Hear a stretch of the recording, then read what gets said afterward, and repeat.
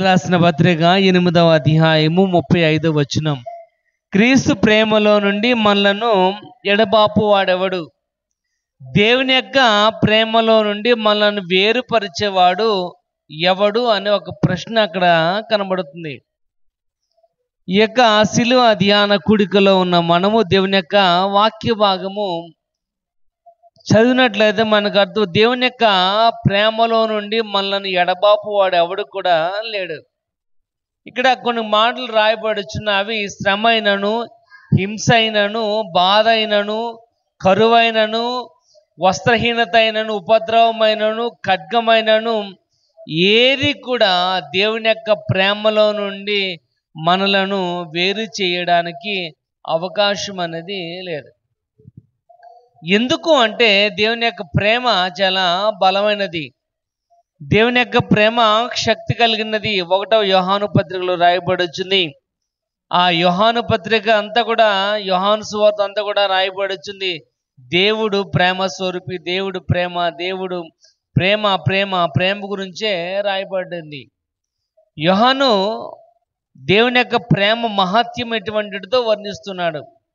ఇక్కడ ఆయన అంటున్నాడు, దేవుని యొక్క ఆ యొక్క మహోన్నతమైన ప్రేమలో నుంచి మనలను ఎడబాపు వాడు ఎవడు కూడా లేడు. శ్రమ అయినను అంటున్నాడు. శ్రమ ఎవరు కలిగిస్తారు? శ్రమ మనుషులు కలిగిస్తారు. సాతానే కలిగిస్తుంది.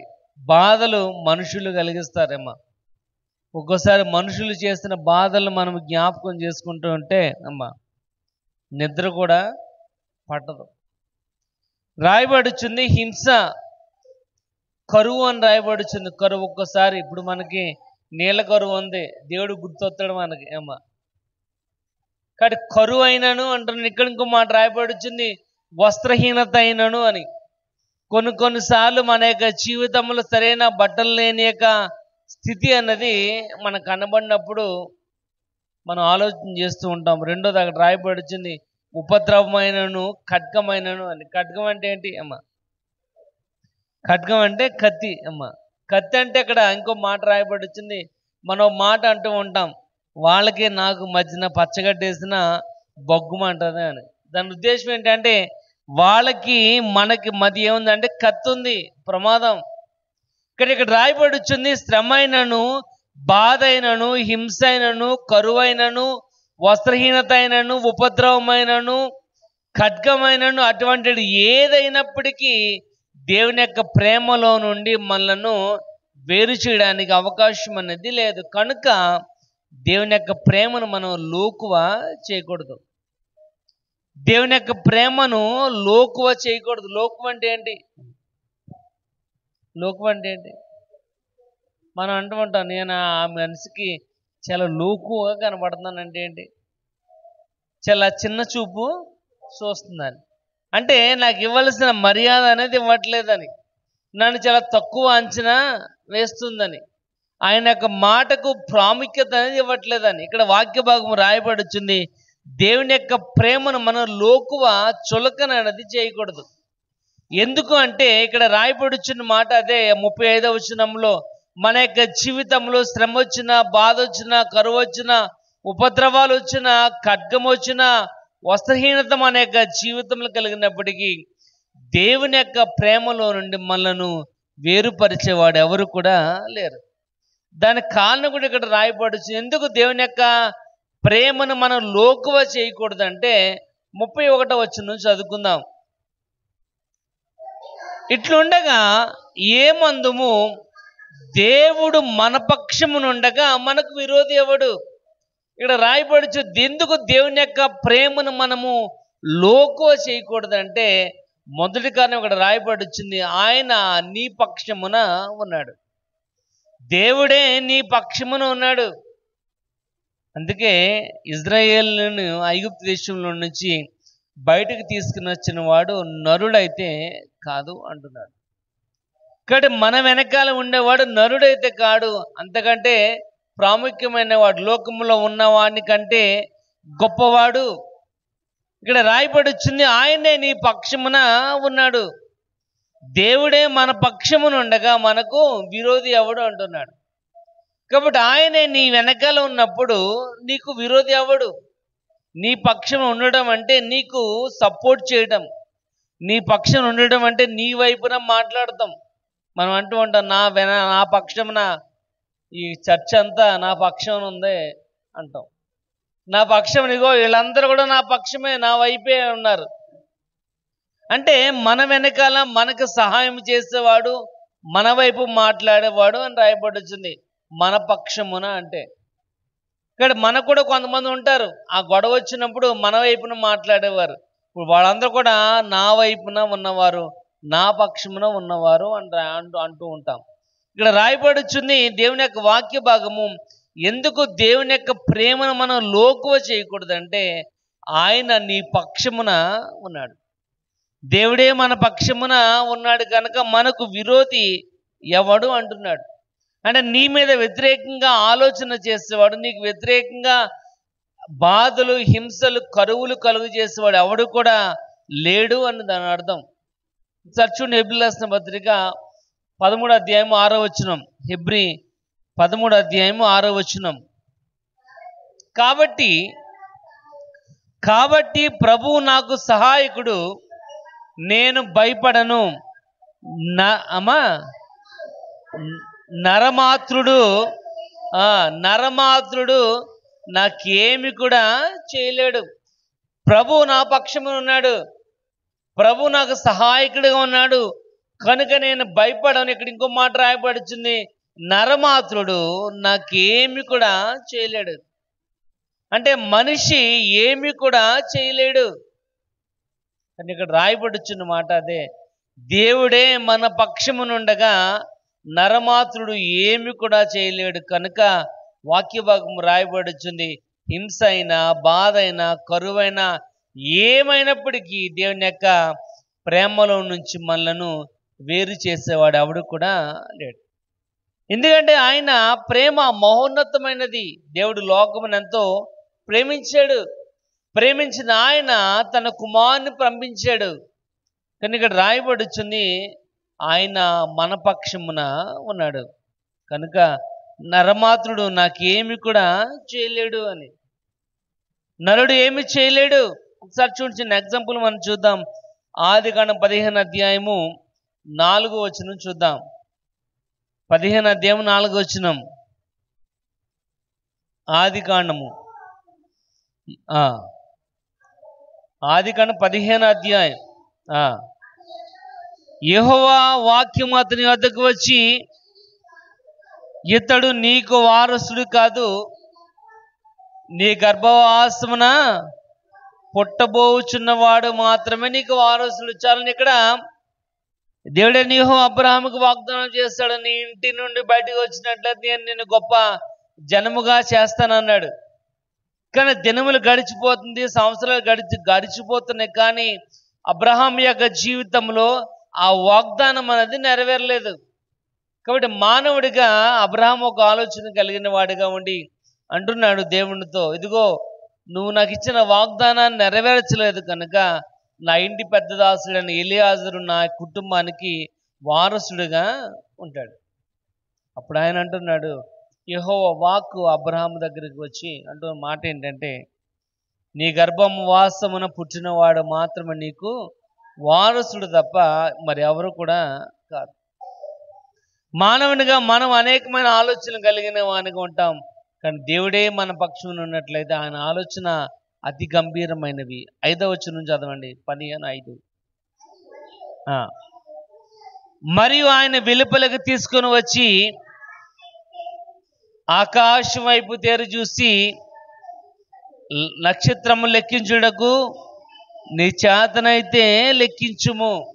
ఇక్కడ రాయబడుచుంది, అబ్రహామును బయటకు తీసుకుని వచ్చి, ఇదిగో నక్షత్రాలు నీ చేతనైతే లెక్కబెట్టు, అంతకంటే అధికంగా నేను నీ సంతానాన్ని అభివృద్ధి పరుస్తాను. కాబట్టి దేవుడే మన పక్షం ఉండగా మనం ఎలాగుండాలంటే కూల్గా ఉండాలి. ఎలాగుండాలంట? ప్రశాంతంగా ఉండాలి. ఎందుకంటే మన పక్షం ఉన్నవాడు సామాన్యమైన వాడైతే కాదు. మన పక్షమున ఉన్నవాడు లోకములో ఉన్నవానికంటే గొప్పవాడు. కానీ ఇక్కడ రాయబడుచున్న అబ్రహాము ఆ విషయాన్ని మర్చిపోయి అనుకున్నాడు, నాకు ఇవ్వాల్సిన వాగ్దానాన్ని దేవుడు నెరవేర్చలేదు కనుక దేవుడికే ఒక సలహా ఇవ్వబోతున్నాడు. ఆయన అంటున్నాడు, ఇదిగో నక్షత్రాలు లెక్కబెట్టు నీ చేతనైతే, అంతకంటే అధికంగా నేను నీ సంతానాన్ని దీవిస్తాను. కాబట్టి మొదటిగా రాయబడుచుంది, దేవుని యొక్క ప్రేమలో నుంచి మనల్ని ఎడబాపు వాడు ఎవడు కూడా లేడు. ఎందుకంటే ఆయనే మన పక్షమున ఉన్నాడు. ఇక్కడ ఆయన మన పక్షాన ఉన్నాడు కనుక మనము చాలా గొప్పవారం కనుక రాయబడుచున్న మాట, నరమాత్రుడు ఏమి కూడా చేయలేడు అని. రెండవది చూద్దాం, 32వ వచనం చదవండి. 8వ అధ్యాయం 32వ వచనం. తన సొంత కుమారుని అనుగ్రహించుటకు వెనుదీయక, చాలండి. ఇక్కడ రాయబడి రెండవది, ఎందుకు దేవుని యొక్క ప్రేమను మనం లోగు చేయకూడదు అంటే, ఒకటి మనం నేర్చుకున్నాం, ఆయనే మన పక్షమున ఉన్నాడు అని నేర్చుకున్నాం. రెండోది ఇక్కడ రాయబడుచుంది, ఎందుకు దేవుని యొక్క ప్రేమను మనం లోగు చేయకూడదు, ఎందుకు ఆయన ప్రేమలో నుండి ఎవడు కూడా మనలను ఎడబాపు వారు ఎవరు కూడా లేరు. ఎందుకంటే తన సొంత కుమారుణ్ణి నీ కోసము పంపాడు. తన సొంత కుమారుని నీ కోసం పంపించాడు. ఇక్కడ రాయబడుచుంది ఒక మాట, తన సొంత కుమారుని అనుగ్రహించుటకు వెనుక తీయక అంటున్నాడు. వెనుక తీయక అంటే తన కుమారుని ఇవ్వడానికి వెనకడుగు వెయ్యలేదు. మన యొక్క జీవితంలో ఒకసారి ఆలోచన చేసినట్లయితే, మనకు సహాయం చేస్తాను, నేను ఉంటాను నీ పక్షమున అంటారు, కానీ తీరా ఆ సమయం వచ్చేటప్పటికి మన వైపుని ఎవరు కూడా కనపడరు. నేను నీకేం పర్వాలేదు, నువ్వు ముందుకు నాడు అంటారు. తీరా మనం స్టెప్ వేసిన తర్వాత మన వెనకాల ఎవరు కూడా కనపడరు. అందుకే అంటున్నాడు 118వ కీర్తనలో, మనుషులను ఆశ్రయించుట కంటే యెహోవాను ఆశ్రయించుట మేలు. ఇక్కడ రాయబడుచుంది, ఆయన తన కుమారుని ఇవ్వడానికి వెనుతీయలేదు. తన కుమారుని ఇవ్వడానికి ఫస్ట్ ఉన్నవాడుగా కనబడుతున్నాడు. ఎందుకంటే దేవుడు ప్రేమ స్వరూపి, ఆయనకి ఇవ్వడం మాత్రమే ఇష్టం, ఆయనకి ఇవ్వడం మాత్రమే తెలుసు. అందుకంటున్నాడు, అడుగుడి మీకు ఇయ్యబడును, వెతకుడి మీకు దొరుకును, తట్టుడి మీకు తీయబడును. అడుగు వాటన్నిటికంటేను, ఊహించగలిగిన వాటన్నిటికంటేను అత్యధికముగా ఇవ్వగలిగిన వాడు నీ దేవుడైన యెహోవా. ఆయన నీ పక్షమున ఉన్నాడు. ఆయన తన సొంత కుమారుని ఇవ్వడానికి వెనుదీయలేదు. ఇక్కడ రాయబడుచున్న మాట అది 32వ వచనంలో, తన సొంత కుమారుని అంటున్నాడు. ఏంటంటే తన సొంత కుమారుడు. తన సొంత కుమారుని ఇవ్వడానికి ఆయన ఏమాత్రం కూడా ఆలోచన చేసిన వాడు కనబడట్లేదు. ఎందుకంటే దేవుడు ప్రేమ స్వరూపి అని 1వ యోహాను పత్రికగా రాయబడుచుంది.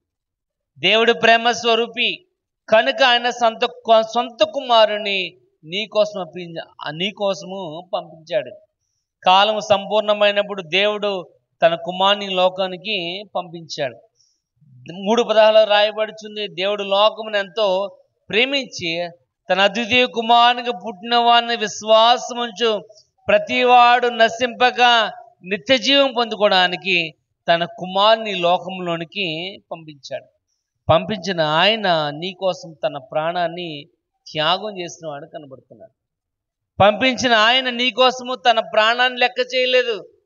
అందుకే రాయబడుచుంది, అదే తన సొంత కుమారుని అనుగ్రహించుటకు వెనుదీయక. చూడు, 2వ పేతురు రాసిన 2వ పత్రిక 1వ అధ్యాయము 3వ వచనం. 2వ పేతురు 1వ అధ్యాయం 3వ వచనం. తన మహిమను బట్టి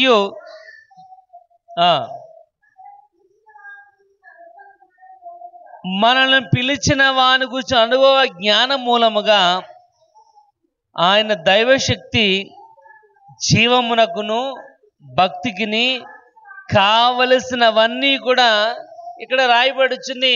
ఆయన మన యొక్క జీవితంలో తన సొంత కుమారుణ్ణి పంపించడానికి విడదీయలేదు. ఎందుకంటే ఇక్కడ రాయబడుచుంది, జీవమునకును భక్తికిని కావలసినవన్నీ కూడా ఆయన దయచేసేవాడుగా ఉన్నాడు. జీవమునకు అంటే ఏంటి? మన జీవమునకు ఆధారం. మన జీవమునకు ఆధారం అంటే ఏంటి? ఆహారం. కాబట్టి ఆయన మనకు ఆహారం సమృద్ధిగా ఇవ్వడానికి. రెండోది రాయబడుచున్న భక్తికి కావలసినవన్నీ, అంటే మనం ఏ విధముగా దేవుని యొక్క సన్నిధిలో భక్తిని కనపరచాలో. ఇదే అధ్యాయంలో 8వ అధ్యాయంలో 26వ వచనం రాయబడచ్చు. మనం యుక్తముగా ఎలాగ ప్రార్థన చేయాలో మనకి తెలియదు కనుక ఆ ఆత్మే తానే మన పక్షమున విజ్ఞాపన చేయించు. ఇక్కడ రాయబడి ఉచ్చరింపు సఖ్యము కాని మూలికలతో ఆత్మే మన తరపున విజ్ఞాపన చేసేదిగా ఉంది. కానీ ఇక్కడ రాయబడిచ్చిన మాట మన జీవమునకును మన భక్తికి ఏమేమి అవసరం అవన్నీ కూడా ఆయన మనకి ఉచితముగా అనుగ్రహించిన వాడిగా కనబడుతున్నాడు. కానీ ప్రియమైన వాళ్ళరా చూడండి, 2 కొరింథీ 9వ అధ్యాయం చూద్దాం. 2 కొరింథీ 9వ అధ్యాయము 15వ వచనం. 2 కొరింథీ చెప్పసఖ్యము కానీ ఆయన వరమును గూర్చి దేవునికి స్తోత్రం. ఇక్కడ చెప్పసఖ్యము కానీ అంటున్నాడు. అంటే ఆయన ఇచ్చిన యొక్క బహుమానము, ఆయన ఇచ్చిన యొక్క అవకాశం, ఆయన మన ఎడల చూపిన యొక్క ప్రేమ అది చెప్పసఖ్యము కానిది, మాటల్లో వర్ణించలేనిది, ఒక పదములో చెప్పలేనిది. మనం కూడా మన యొక్క జీవితంలో కొన్నిసార్లు ఎవరైనా సహాయం చేశారనుకోండి, మనం అంటాం వాళ్ళని ఒక్క మాటలో నేను చెప్పలేనమ్మా, వాళ్ళు చేసిన సహాయం ఒక మాటలో నేను మీకు చెప్పలేనని మనం చాలాసార్లు అంటూ ఉంటాం. ఎందుకంటే అంత అధికంగా ఆయన మనకు ఒక బహుమానాన్ని దయచేశాడు. అది తన సొంత కుమారుని నీ కోసము పంపించాడు. సొంత కుమారుని పంపించడం అంటే సామాన్యమైనది కాదు. మన పిల్లలు, మన సొంత పిల్లల్ని పక్కింటికి వెళ్ళి, అమ్మ వాళ్ళ ఇంట్లో ఎవరు లేరంట, కొంచెం వాళ్ళకి సహాయం చెప్పండి, సాయం చేయండి అని మన పిల్లల్ని ఎవరింటికి కూడా మనం పంపించాం. వాళ్ళు చేసుకోలేరేంటి, వాళ్ళకి పిల్లలు లేరేంటి, వాళ్ళు ఎవరినైనా అడిగి చేయించుకుంటారులే అని మనము వాళ్ళని ఏమాత్రం కూడా సహాయం చేయడానికి పంపించాం. కానీ ఆయన ఇక్కడ రాయబడుచుంది, తన సొంత కుమారుణ్ణి నీ కోసమని లోకములోనికి పంపించాడు. రాయబడుచుండి ఫిలిప్పీ రాసిన పత్రిక ఒకసారి చూద్దాం. ఫిలిప్పీ రాసిన పత్రిక 2వ అధ్యాయం. ఫిలిప్పీ రాసిన పత్రిక 2వ అధ్యాయం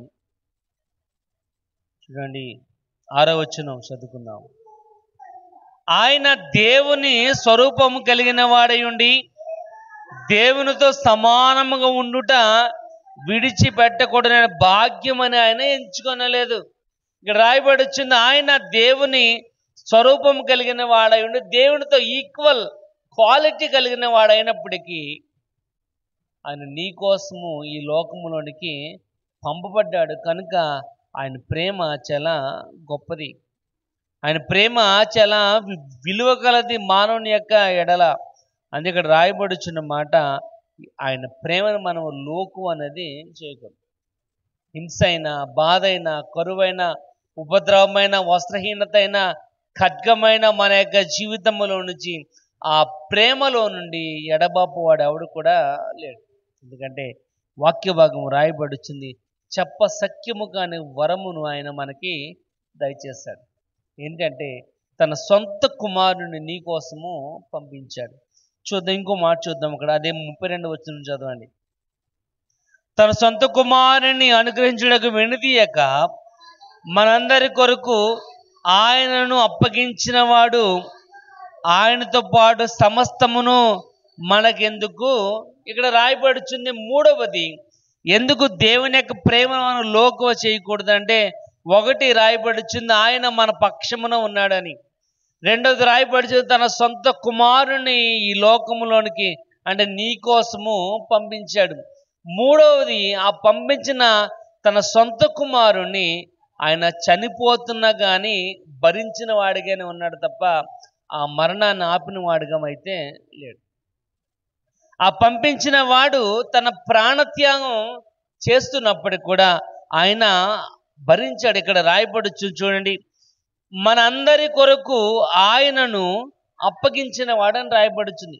నీ కోసం నా కోసం కాదు, మనందరి కోసం. ఎవరైతే యేసు ప్రభుని రక్షకుడిగా అంగీకరిస్తారో అంగీకరించిన వారందరి కోసము ఆయన త్యాగం చేశాడు.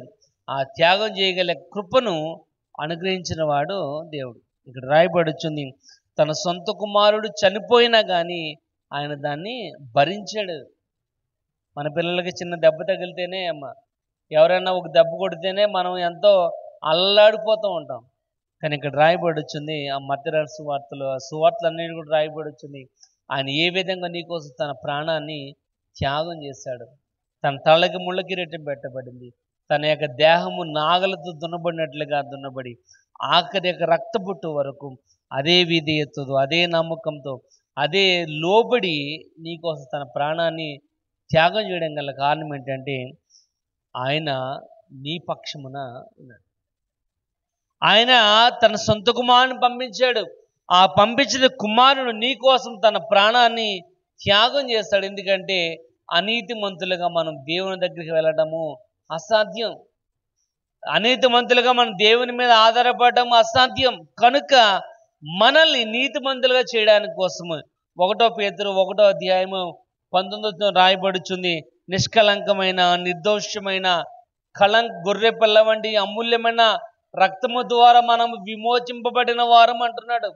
చదవండి, మాట చదవండి. 1:19 అమూల్యమైన రక్తము చేత అనగా నిర్దోషమును నిష్కలంకముకు గొర్రె పిల్ల వంటి క్రీస్తు రక్తము చేత ఏంటంట రాయబడి అమూల్యమైన రక్తం, గొర్రె పిల్ల వంటి యొక్క నిష్కలంకమైనది, నిర్దోషమైనది వంటి యొక్క రక్తము ద్వారా మనం విమోచింపబడం గల కారణం ఏంటంటే 3వది రాయబడుచుంది. ఆయన తన కుమారుణ్ణి చనిపోవడానికి సిద్ధపడినప్పటికి కూడా ఆయన ఏమాత్రం కూడా దాన్ని ఆపినట్టుగా కనబడతలే. 1 పేతురులో రాయబడుచుంది చూడండి. 1 పేతురు 5వ అధ్యాయం ఒకసారి చూడండి. ఒకసారి 1 పేతురు 2వ అధ్యాయం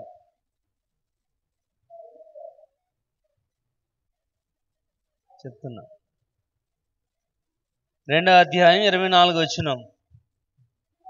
మన పాపముల విషయమై చనిపోయి నీతి విషయమై జీవించినట్లు ఆయన తానే తన శరీరమందు మన పాపముల నిమిత్తము ఏంటంట ఆయనే తన శరీరమందు మన పాపములను మ్రాను మీద మోస్తానంటున్నాడు.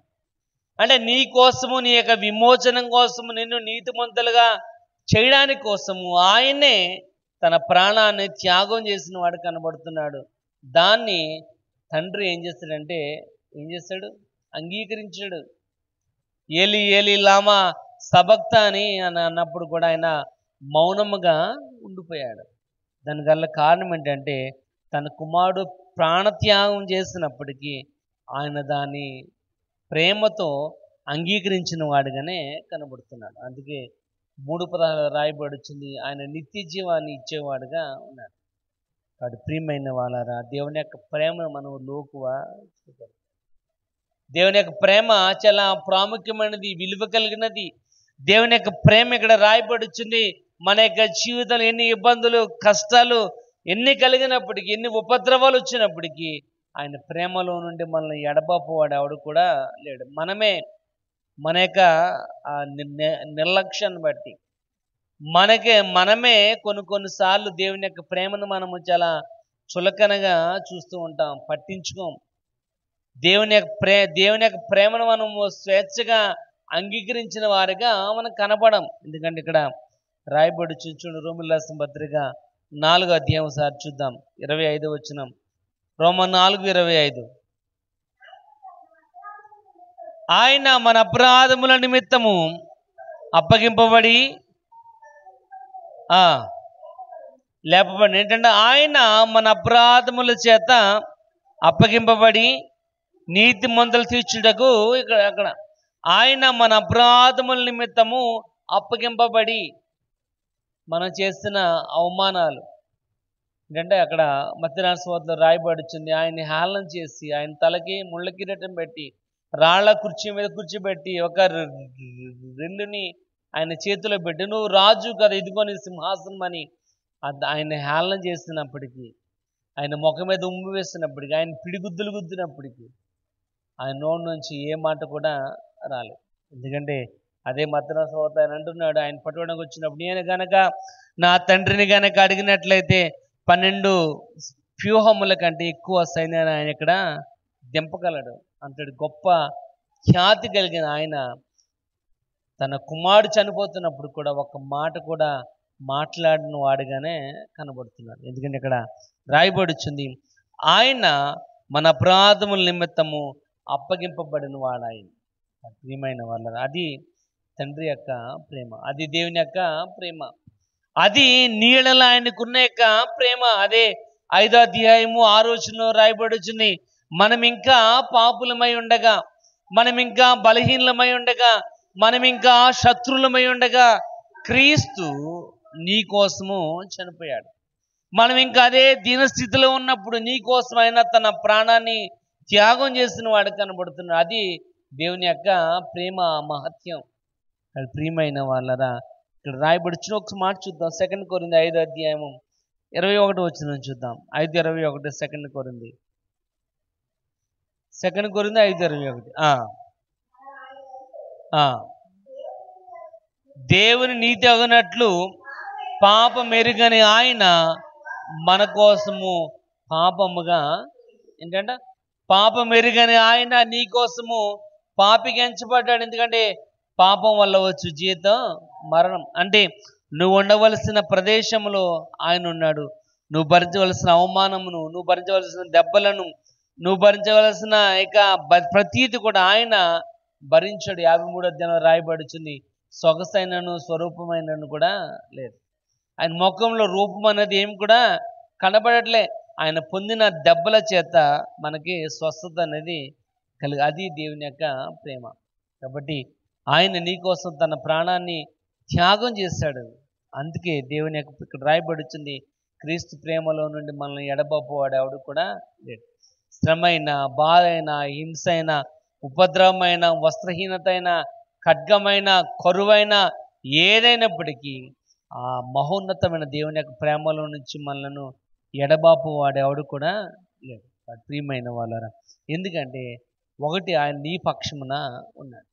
రెండవది, తన సొంత కుమారుని ఇవ్వడానికి ఆయన వినుదీయలేదు. మూడవది, ఆ పంపించిన సొంత కుమారుడు చనిపోయినప్పటికీ దాన్ని ప్రేమగా అంగీకరించిన వాడిగానే, ఆ ప్రాణత్యాగాన్ని అంగీకరించిన వాడిగానే కనబడుతుంది. ఎందుకంటే ఒకవేళ నిజముగా ఆయన కనుక నీ కోసం తన ప్రాణాన్ని కనుక త్యాగం చేయకపోయినట్లయితే మనకు రక్షణ అనేది లేదు. అందుకే ఎఫెసీయులకు రాసిన పత్రిక 2వ అధ్యాయం 8వ వచనం రాయబడుచుంది, మీరు విశ్వాసం ద్వారా కృపచేతనే రక్షింపబడి ఉన్నారు, అది మీ వలన జరిగినది కాదు కానీ దేవుని యొక్క వరం. ఇక్కడ ప్రియమైన వాళ్ళ, ఆయన ఇచ్చిన ఈ వరం, ఆయన ఇచ్చిన బహుమానం అని మనం ఎప్పుడు కూడా చులకన చేయక పరిపూర్ణంగా 100% మన దేవుని మీద ఆధారపడి జీవించేవారు ఉండడానికి ప్రయత్నం చేద్దాం.